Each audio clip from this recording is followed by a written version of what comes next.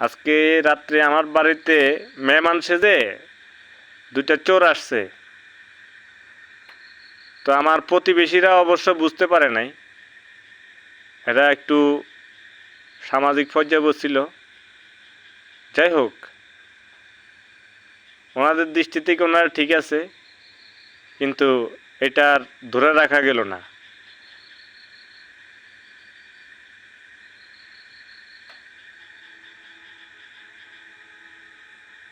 আর এরা এক ধরনের নোংরা প্রকৃতির লোক। এরা জায়গায় জায়গায় আত্মীয় স্বজন খুঁজে আর প্রাইভেসিতে আঘাত করে। এক কথায় এরা নোংরা প্রকৃতির লোক।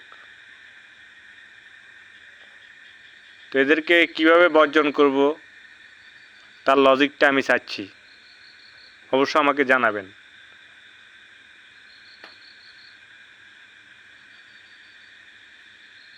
হ্যাঁ হ্যাঁ, এই লজিকটা না জানলে আমার মুভমেন্ট কাজ করতেছে না।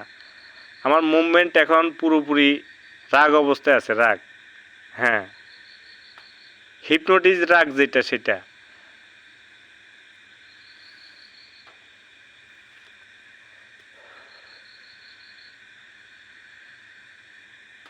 কারণ আমি একাকিত্বটাকে খুব পছন্দ করি, প্রাইভেসি মনে করি।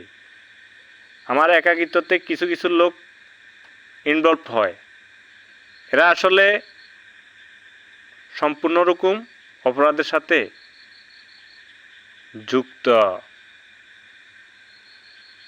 আর এটা কেন হয় এটা তো আপনি ভালো জানেন।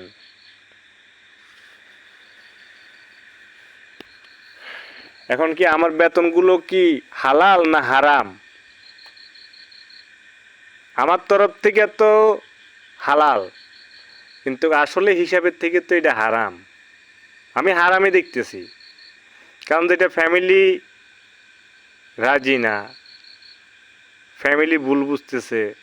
ফ্যামিলি সদস্য আর কি, এভরিথিং ইজ ফ্যামিলি নয়, ফ্যামিলি সদস্য একসাথে জীবনযাপনেই হলো ফ্যামিলি।